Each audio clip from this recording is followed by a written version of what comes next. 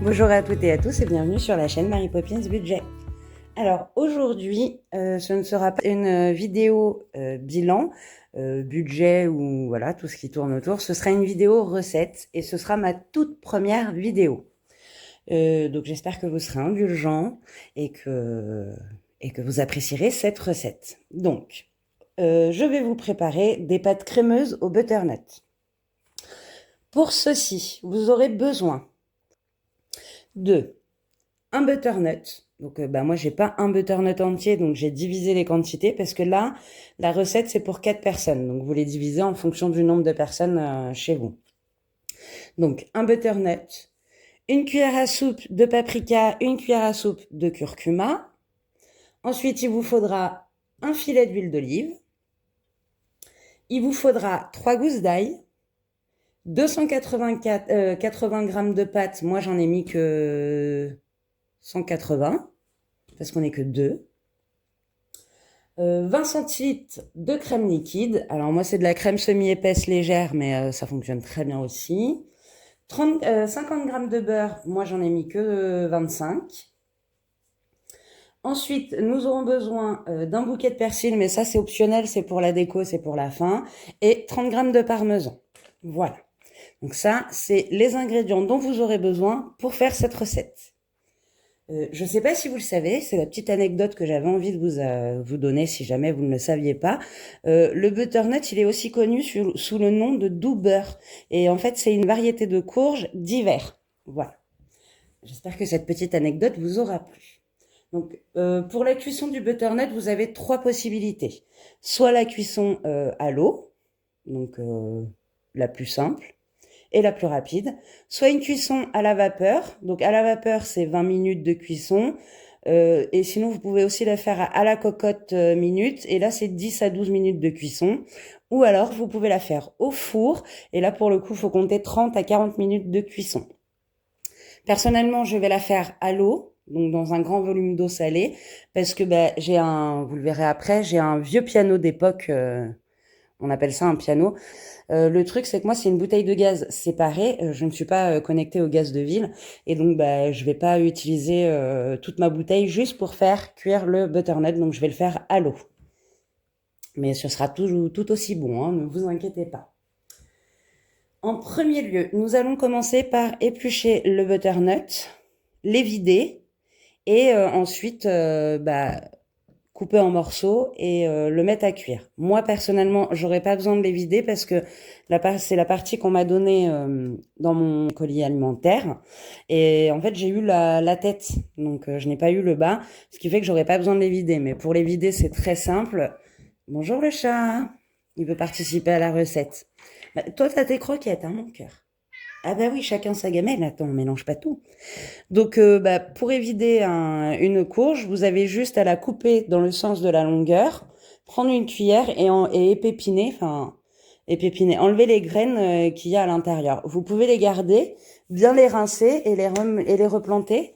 Il faudrait que je regarde à quelle période on peut replanter le butternut, mais ça fonctionnerait très très bien aussi. Et vous auriez vos butternuts à vous. Donc nous allons commencer par éplucher et couper en morceaux le butternut. Je vais pousser tout ça, on s'en servira après.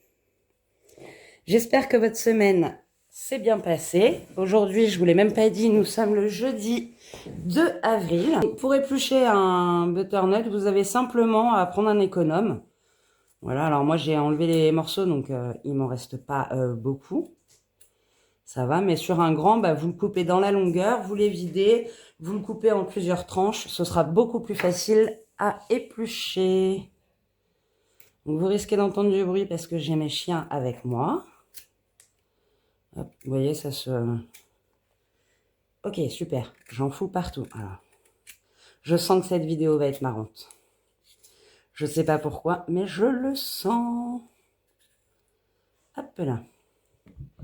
J'ai pas récupéré mon petit récipient pour jeter mes épluchures. Donc j'utilise ça que j'avais dans ma salle de bain mais qui ne me sert pas. C'est bien plus pratique dans ma cuisine. Je l'accroche à mon tiroir et j'ai plus qu'à jeter les morceaux. Je vais me le mettre sur le côté. Hop. Hop. Et on y va, on épluche. Donc, je vais vous passer cette partie-là. Je reviens vers vous une fois que j'aurai terminé de l'éplucher et de le couper en morceaux pour la suite de la recette. Et puis que ça ne dure pas trop longtemps non plus. À tout à l'heure. Me revoilà. Alors, j'ai épluché mon butternut. Maintenant, je vais le couper en morceaux pour pouvoir me mettre à chauffer dans l'eau. Pour ça, vous le coupez, pour qu'il cuise plus facilement, vous le coupez à peu près des lanières de 2 cm ou 1,5 cm. Faites des morceaux. Dans tous les cas, à la fin de la recette, il sera mixé. Donc, voilà, vous faites juste des morceaux.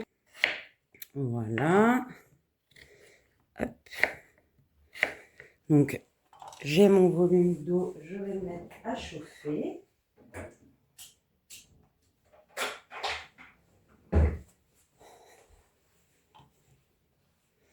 Je vais prendre un récipient. Je ferai en plusieurs étapes.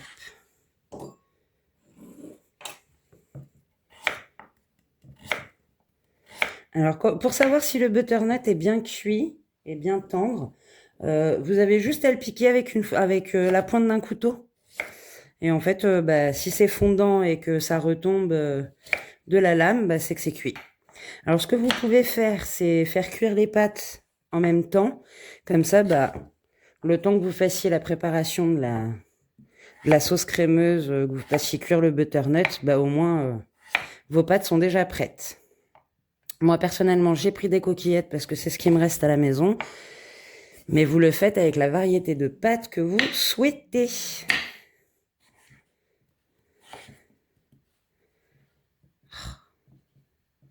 On va faire comme ça. Hop là. Voilà, reste avec tes copines. Donc, ma courge est coupée. Et pendant que mon eau chauffe et que je mette ma butternut à cuire dedans, je vais commencer à émincer mon ail. Comme ça, ce sera fait. Donc, pour l'ail, il me faut... Non, je vais garder le même. Une petite astuce que j'ai envie de vous partager, qui me sert au quotidien. Quand on veut couper un légume, le hacher finement, surtout, alors déjà la pointe du couteau doit rester toujours sur la planche. C'est vraiment le poignet qui fait le mouvement. Je sais pas comment dire, vous creusez vos doigts pour que vraiment ce soit la tranche non coupante qui frotte sur le haut de vos phalanges et vous coupez en faisant des va-et-vient. Déjà, ça vous évitera de vous couper le bout des doigts. Et puis, c'est bien plus pratique. Une fois qu'on a fait ça, on les a mis en lamelles, on recommence, on refait le petit point et on y va.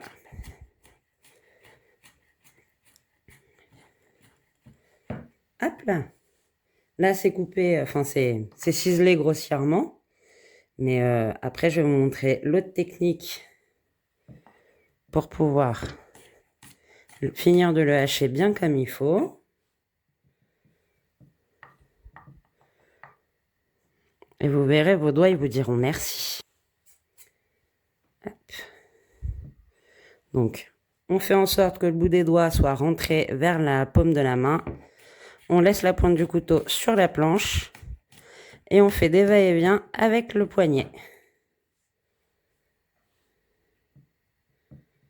Hop. On récupère nos morceaux. Et on y va.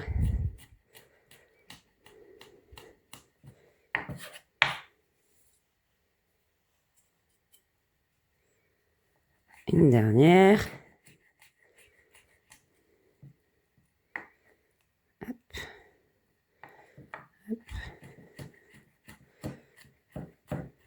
Hop. Hop. Une fois qu'on a fait ça, on rassemble le tout. Et c'est la même technique, sauf que là, pour le coup, vous n'avez pas besoin de l'autre main. Vous rassemblez tout, vous laissez la pointe du couteau sur la planche et on y va. On fait des va-et-vient. Bon, je vais tenir ma planche parce que le bruit, c'est pas top top. On rassemble de temps en temps. Et vous voyez, la pointe de mon couteau ne lâche pas la planche.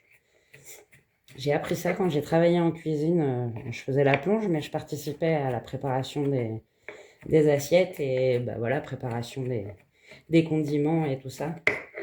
Et cette technique, franchement, elle m'a... Enfin, ce temps de travail en restauration, j'ai fait du service, j'ai fait du bar, j'ai fait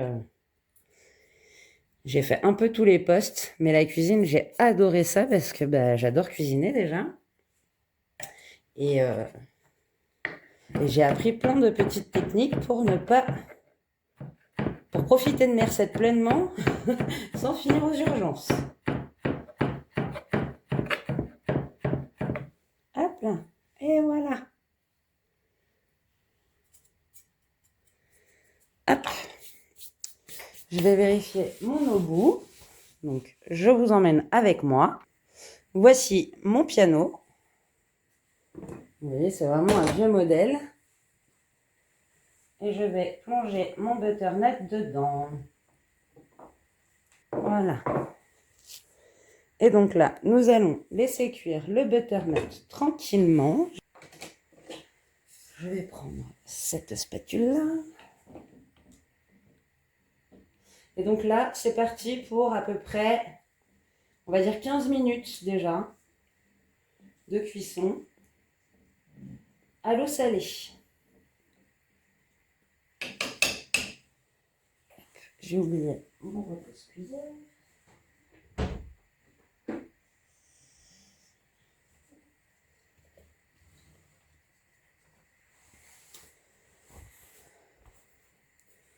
Je vous ai laissé ma cafetière, bah bravo. Chez moi, on fait le café à l'italienne. Me revoilà. Alors, le butternut est cuit. On va le piquer. Vu qu'il était déjà bien mûr, bah forcément, il a cuit rapidement. En même temps, j'ai mis l'eau de mes pâtes à chauffer. Donc, je vais y verser mes coquillettes. Et toutes mes coquillettes. Voilà. On va aller égoutter le butternut.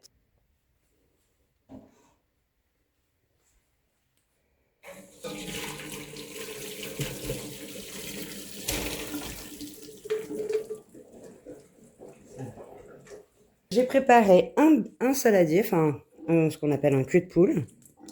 Mais vous pouvez prendre tout autre récipient pour le faire.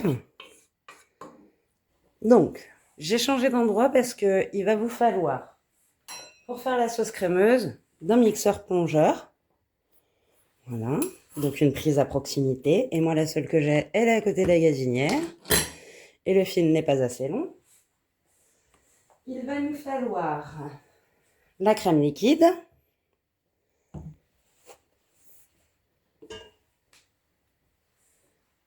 L'ail.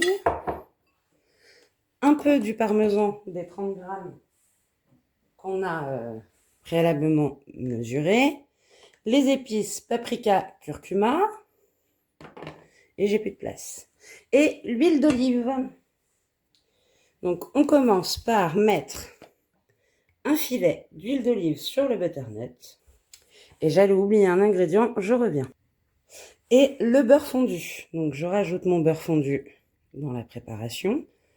Alors, moi, j'ai mis de l'huile d'olive aussi, mais après, vous mettez... si vous voulez pas mettre de beurre, vous mettez un petit peu plus d'huile d'olive. C'est au choix. Nous rajoutons l'ail finement ciselé tout à l'heure. Si jamais vous faites le butternut au four, vous le coupez, vous le striez, vous savez, une fois que vous l'avez coupé et pépiné, vous le coupez, vous faites des tranches dedans et vous mettez des lamelles d'ail dans les tranches. Voilà, vous le faites rôtir. Vu que la cuisson, c'est 30 à 40 minutes, au bout de la moitié du temps, vous prenez votre butternut et vous le retournez pour qu'il cuise bien des deux côtés. et que l'ail ait bien le temps d'imprégner et de s'infuser dans le butternut. Ça, c'était ma petite aparté pour la cuisson du butternut au four. Ensuite, on va y ajouter nos épices. Voilà. Et on va mettre un petit peu, une petite touche du parmesan qu'on a mis, qu'on a des 30 grammes de parmesan. Donc moi, j'en ai mis 30 grammes parce que j'adore le parmesan et que mon coloc aussi. Ça sent tellement bon. Donc on met, je vais mettre 3 cuillères et je vais garder le reste pour le saupoudrer sur les pâtes en déco. On y ajoute ensuite la crème liquide. Donc là, on y met la brique, les 20 centilitres de crème, pour que ce soit bien crémeux. Donc c'est une recette qui est un peu riche, mais qui est délicieuse. J'espère vraiment qu'elle vous plaira. Et parce que moi, je prends plaisir à la faire, mais je prends plaisir à vous la proposer aussi. On met notre mixeur plongeur dans le bol et on mixe le tout. Il faut vraiment avoir une texture crémeuse. Donc, je reviens une fois que j'ai fini de le mixer. Voilà, j'ai fini. Vous voyez, j'ai vraiment une texture onctueuse. Donc, on vérifie en raclant le fond qu'il n'y ait pas trop de morceaux. Vous risquez d'avoir des morceaux d'ail encore un peu ciselés, mais c'est pas grave, ça donnera un petit goût. Faut aimer l'ail, quoi. Hop, magnifique. J'adore. J'ai égoutter mes pâtes et maintenant on va passer à l'assemblage. Donc je prends ma sauce crémeuse que je mets dans ma casserole. Je vais prendre ma maryse. Je vais venir racler pour ne pas perdre une goutte de cette merveilleuse sauce crémeuse.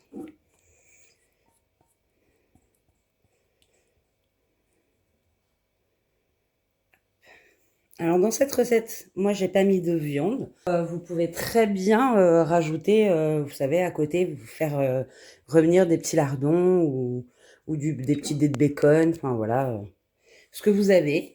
Et puis les incorporer après dans la recette.